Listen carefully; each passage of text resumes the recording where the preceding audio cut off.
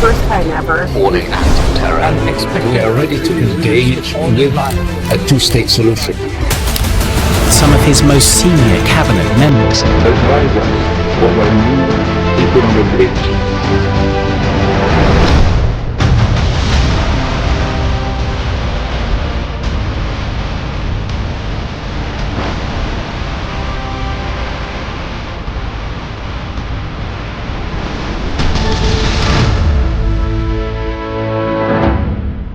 The Gaza Strip, one of the most densely populated and conflict-ridden places on earth, has seen a heartbreak on a scale few can imagine.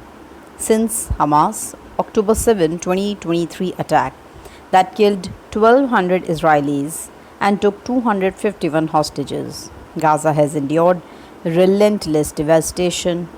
By October 1st, 2025, over 66,000 Palestinians have died. Cities lie in rubble and starvation has claimed thousands, including 150 children. A short-lived ceasefires in November 2023 and January 2025 offered fleeting hope, but peace never stuck. Now a new effort is underway. The 20-point Gaza Peace Plan, unveiled on September 29, 2025 by US President Donald Trump and Israeli Prime Minister Benjamin Netanyahu. As Hamas weighs its response in Qatar, global figures like former UK Prime Minister Tony Blair and Indian Prime Minister Mr. Narendra Modi have also stepped into the spotlight. Can this coalition of international bodies, seasoned diplomats and regional voices finally turn some page?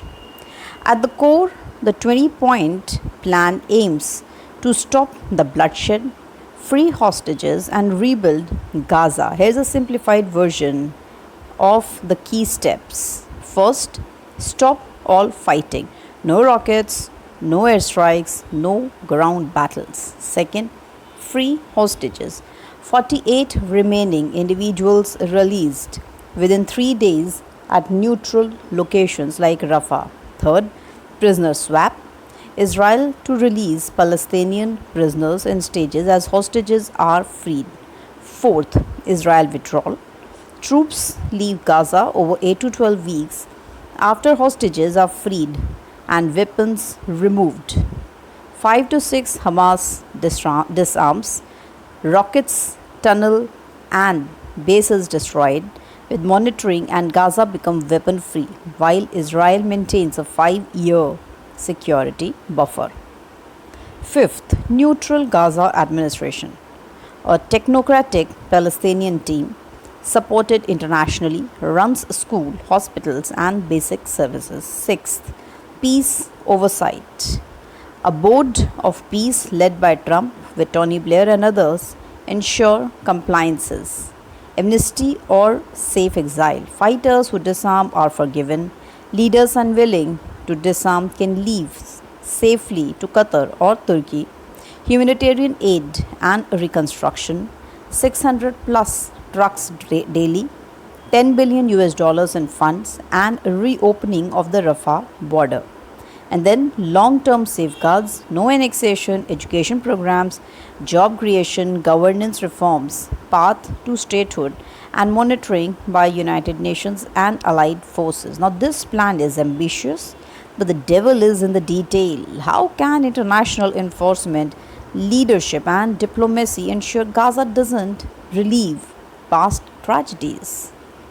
Now the plan relies heavily on international bodies. First is Board of Peace led by Trump. It includes Arab leaders from Saudi Arabia, UAE, Egypt and Jordan, along with Tony Blair. This group oversees the implementation of all these 20 points, distributing and monitoring ceasefires and enforcing demilitarization. Unlike the old coalition, it avoids UN deadlocks. United Nations and multinational forces, satellites, patrols and troops from Muslim majority nations like Indonesia and Egypt ensure security support and delivery and prevent Israeli reoccupation. Third, European Union and Gulf partners fund de radicalization programs, education, and job creation initiatives. Arab states tie investments to reforms, viewing the plan as a path to normalization with Israel. Now, together, these entities create a layered enforcement mechanism, a kind of peace scaffolding intended to prevent spoilers from collapsing the plan. Now, at 72, Tony Blair is not just an advisor, he is envisioned as a head of the Gaza International Transitional Authority, that's GITA. His roles will be managing Gita, overseeing aid, reconstruction, and security without immediate Hamas or Palestinian Authority interference. His focus will be Gaza for Gazans, including safe integration or reformed fighters, diplomatic bridge building, using Gulf connections and past Middle East experience that was done in 2007 to 2015 to secure funding and interfaith initiatives. And third role will be peace oversight, ensuring that 20 points are executed, implemented effectively. But Blair's past, especially the Iraq War in 2003, fuels distrust among Palestinians. Critics call him a Western puppet, and social media like George Galloway have been vocal in the opposition. Still, his experience and relationships in the Gulf may be crucial to stabilizing the transition before the PA assumes control. Now, from New Delhi, our Prime Minister Mr. Narendra Modi has also actively endorsed the plan, calling it a path to long term peace, security, and development for Palestinians, Israelis, and the region. His approach will be balanced diplomacy, supports both Israel, defense partner, and Palestinian historical ally. Second, humanitarian focus, advocates immediate ceasefire, hostages releases, and aid delivery via UN and Red Crescent channels. And third will be rebuilding role. India invited to contribute expertise in infrastructure, hospitals, roads, and technology driven reconstruction. Prime Minister supports bring a global south perspective, lending credibility and reducing the perception that this is a purely Western driven initiative. His vision of Vasudeva Kutumbakam, the world as one family, frames India as a builder of peace. Now, history warns us that peace in Gaza is fragile. Oslo Accords 1993 promised much but failed due to mistrust, ongoing fighting, and lack of local involvement. Past ceasefires collapsed when hardliners, Hamas, or Israeli far right groups refused to compromise. Then, what is the strength of the 20-point plan? First, strong international enforcement, Board of Peace, UN Gulf support. Second, immediate humanitarian relief and $10 billion US for reconstruction. Blair's operational experience and Modi's credible global voice. And fourth, incentive for Hamas to accept peace through amnesty or exile. Now let's understand the challenges. Hamas hesitation as of 1st October 2025.